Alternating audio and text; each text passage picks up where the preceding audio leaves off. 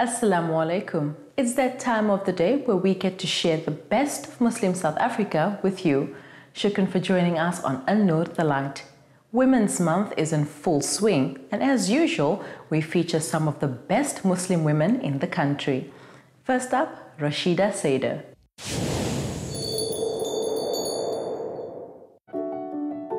The ingredients for the recipe to success can be described as hard work, dedication, long hours, and a tenacity to be the best in whatever field of work you choose. Rashida Sada possesses all these attributes and as such has made her mark at her place of work.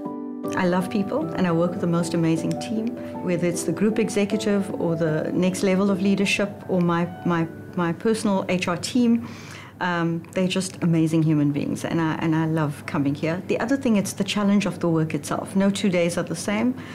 There's always new things coming up, so there's a new opportunity to invent and to reinvent and to think about things deeply.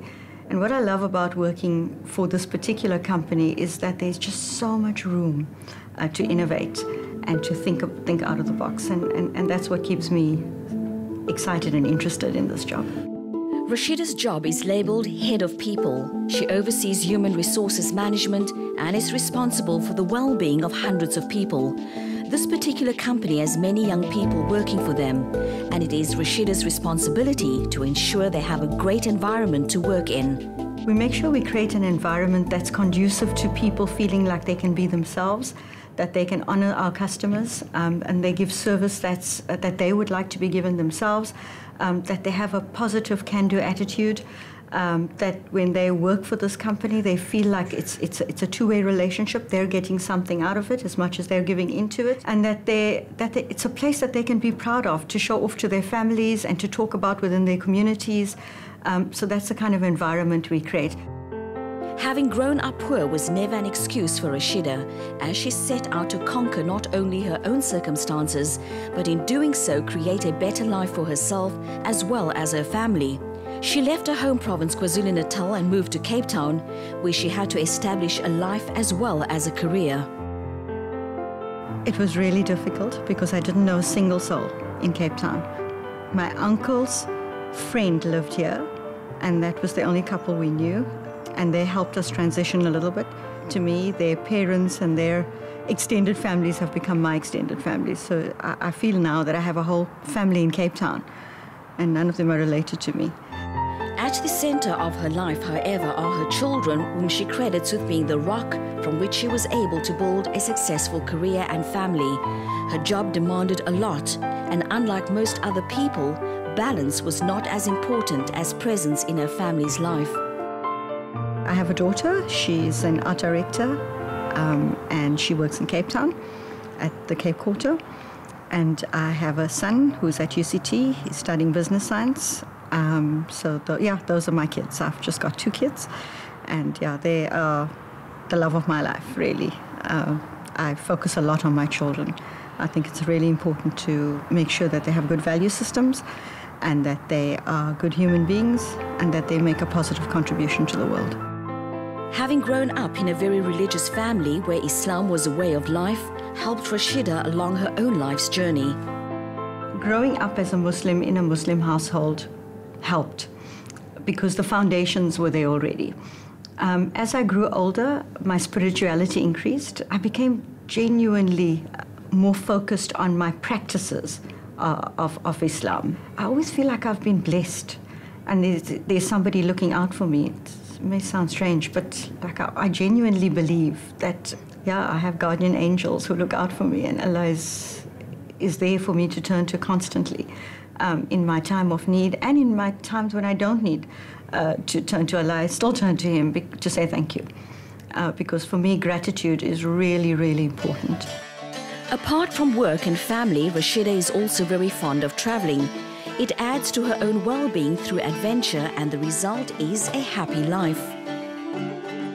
Traveling is really important to me. I try and do an international trip at least once a year. So I went to Bali last year with my sister, and I've just come back from Umrah. I spent some time in Jerusalem, which was amazing.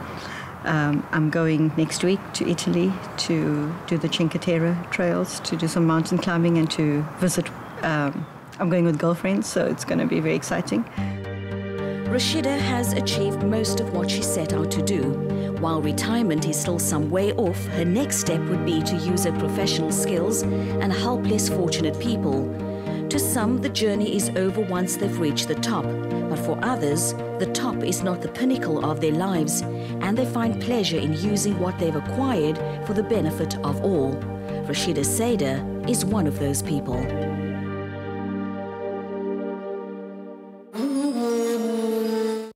These stories of sisters who've come from nothing to become titans in their industry are what makes this show so worth it for me. We're staying in Cape Town for this week's Street Style segment as we get to showcase the best in modest fashion.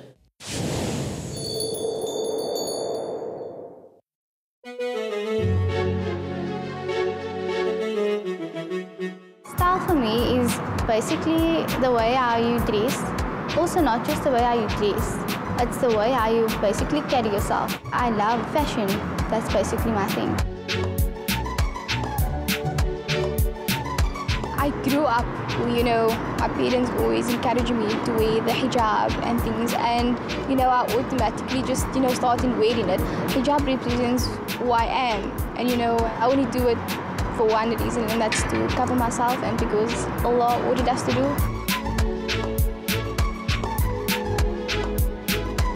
Style is important in our daily lives because you should look well-groomed whenever you leave your house to make yourself look good and feel good about yourself in what you are wearing.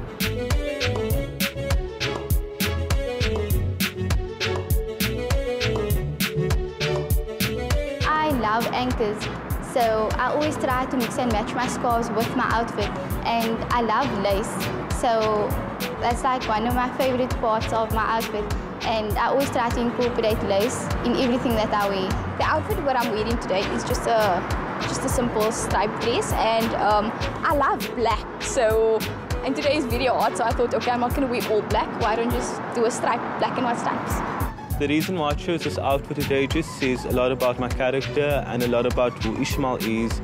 I always incorporate a hint of color or some contrast just to basically make the outfit look unique.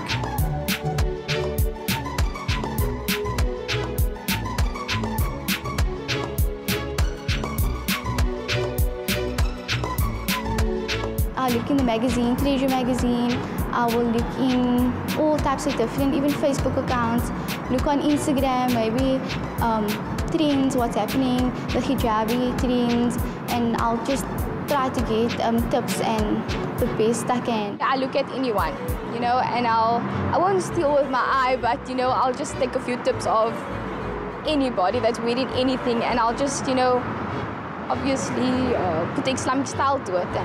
Well, Islam has a lot of influence in the way I dress because I always, whenever going out in the streets, I always see to it that I look well-groomed, well-dressed, and also I'm covered correctly according to the guidelines of Islam.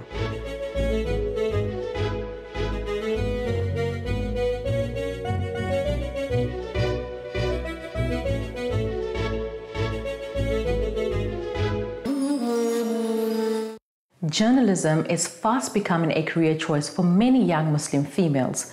Over the years, we've seen people like Khadija Patel head up one of the biggest publications and blazing a trail for others to follow. She was by no means the first, and as you will see shortly, will by no means be the last.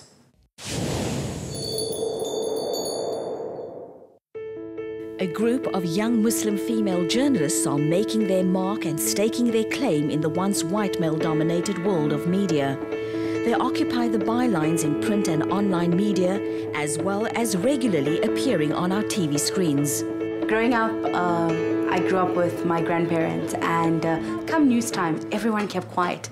And as I went on in life, my dad as well could be in the car always with everyone silent and the news is on. Everyone was captivated by it. I always wanted to be a journalist. I've always been a Muslim girl in hijab, and I, wanted to see what career path in journalism that I would obviously explore. Hasina Gori has come a long way from her days as a budding journalist in her hometown of Empangeni in KwaZulu-Natal, where she compiled local news stories. Through tenacity and sheer hard work, she's climbed the ladder and is currently at the public broadcaster, where she's already scooping awards. I wanted to tell stories. I felt that we have stories within our own community, outside of it, that we need to tell. Every day is very different, but that's my basic everyday.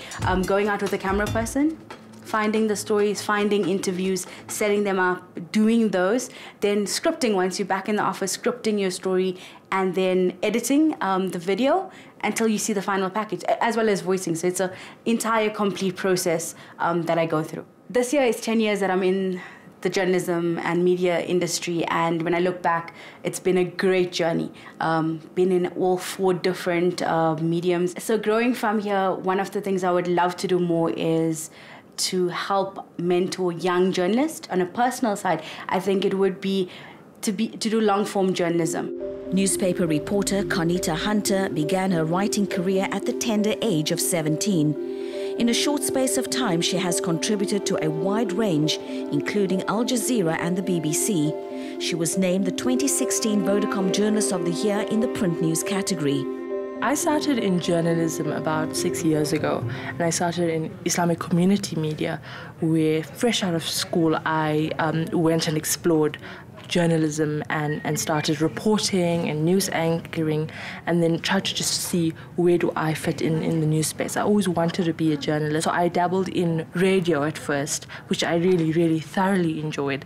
Moving on to print, that's where I did my internship in print, and I really, really enjoyed the medium. But while at the New Age newspaper at the time, I dabbled a lot in digital. I did a lot of digital work for them in online, and then I moved on into TV, and to see if TV is something that I would love to do. I am now back at the Sunday Times, where it's a print format, and at the same time it's very serious, and I do political investigations as well.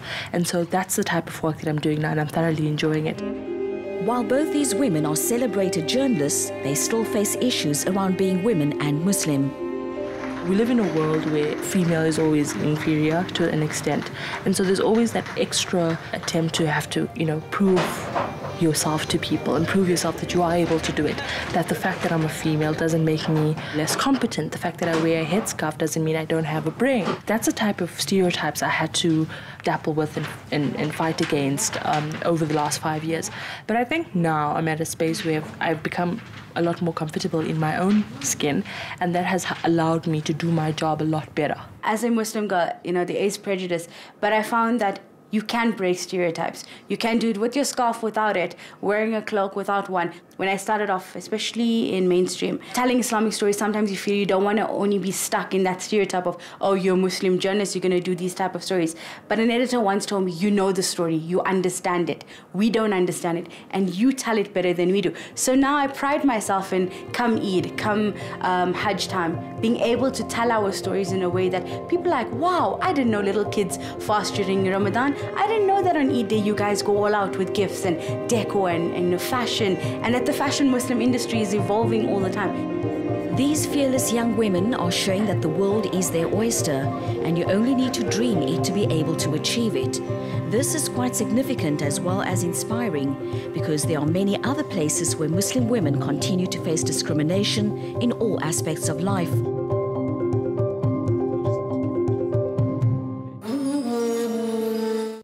What I love about living in this country is the opportunity it affords every woman who wants to pursue a career. While the playing fields are often not level, we can still reach for the stars. Next up is this month's Books, Tech and App segment. The sacred calls that summon believers are the focus of this study of religion and power in Fez, Morocco, focusing on how dissemination of the call through mass media has transformed understandings of piety and authority. Emilio Spadola details the new importance of once marginal Sufi practices such as spirit trance and exorcism of ordinary believers, the state and Islamist movements. The Calls of Islam offers new ethnographic perspectives on ritual, performance and media in the Muslim world. Getting your business off the ground is often the hardest and most draining experience of your life, physically, financially and spiritually. What if there was a place to turn to get the help, advice and guidance that you need, when you need it, to help make the road to success as smooth as possible? Download the latest Islamic ringtones. Set free Islamic notification sounds and enjoy the most popular sounds on your phone. Celebrate Islam and Allah with the greatest Islamic ringtones on the apps market. The brand new ringtones free are here to customize your mobile and tablet in the most beautiful way.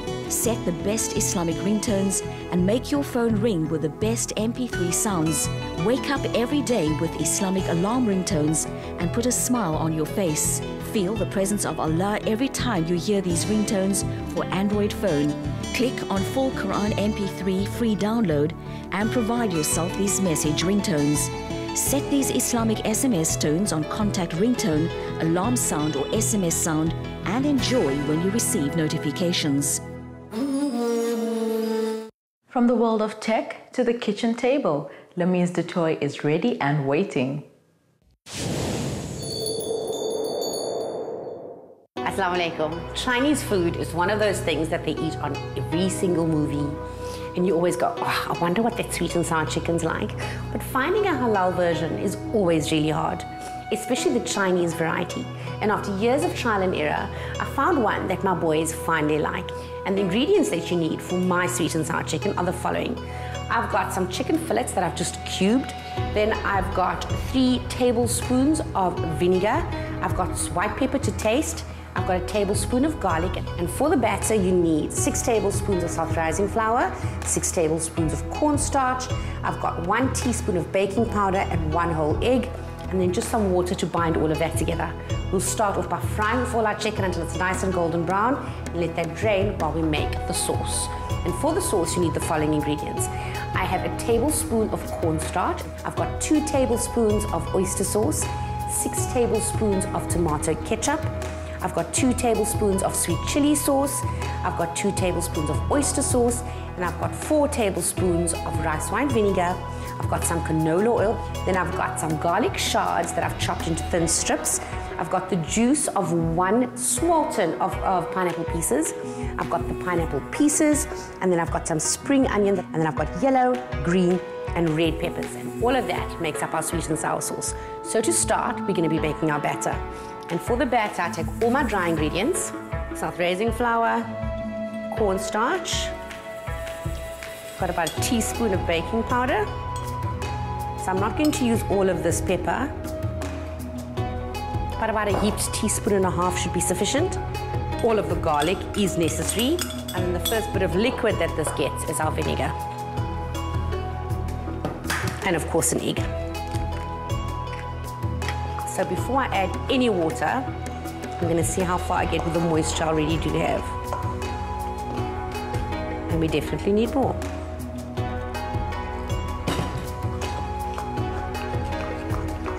Okay, so now that my batter is at the desired consistency, I'm just going to add a pinch of salt. And now, me being Miss Lazy Daisy, I take my chicken and I add it to my batter. Out of the way, and now we mix this through. It really looks like chicken in a fritter essentially when it's all done. Okay, so here goes. My oil is nice and hot. In this instance, the hotter your oil, the better.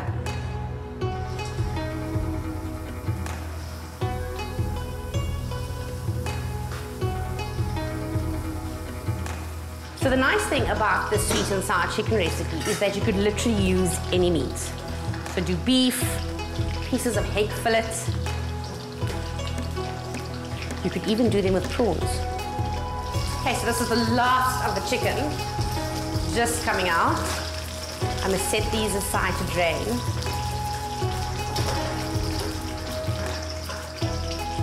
And they're nice and crunchy. Okay, so that covers the chicken side of our sweet and sour chicken. So now for the yummy bit, and that's the sauce. So I'm gonna get this lot of hot oil out of the way and bring in my wok. Okay. So in my wok, I'm gonna heat up just a little bit of oil, just to make sure that nothing sticks. So in go my peppers.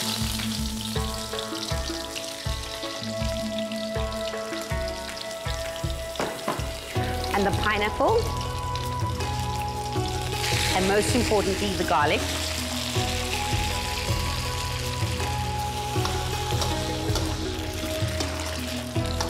Okay. So the first thing that goes in is our vinegar.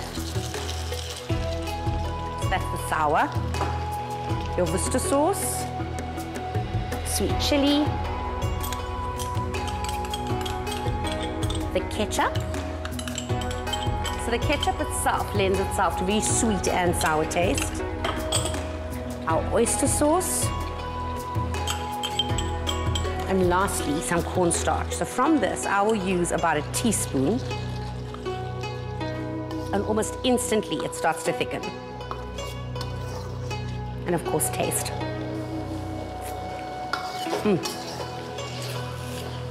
So to me, this is quite sweet, with just a little bit of tart. So I'm only adding a wee bit of our pineapple juice. And this is straight from the can.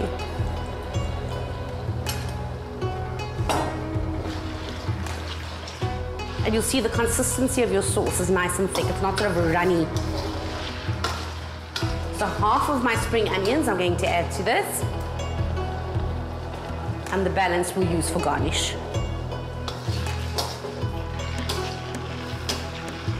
And of course, what is sweet and sour chicken without the chicken? So in goes our golden nuggets of crispy chicken bonbons. You can literally pop that all in and make sure that everything in here gets a good coating. So now it's going to go all glossy and shiny and look like it should come in a white box with red writing. And that, believe it or not, is done. My version of sweet and sour chicken.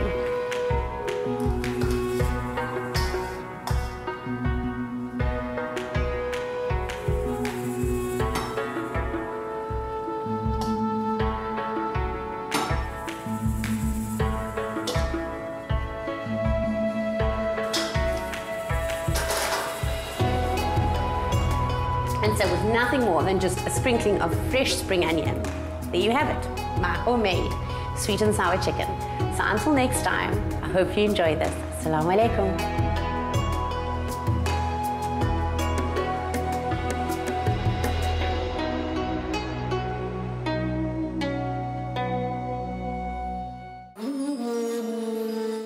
Sweet and sour chicken for me, any day. Lip-smacking yumminess. Recipes are posted on our Facebook page and you can watch how to make it on YouTube. Alhamdulillah, another episode in the bag.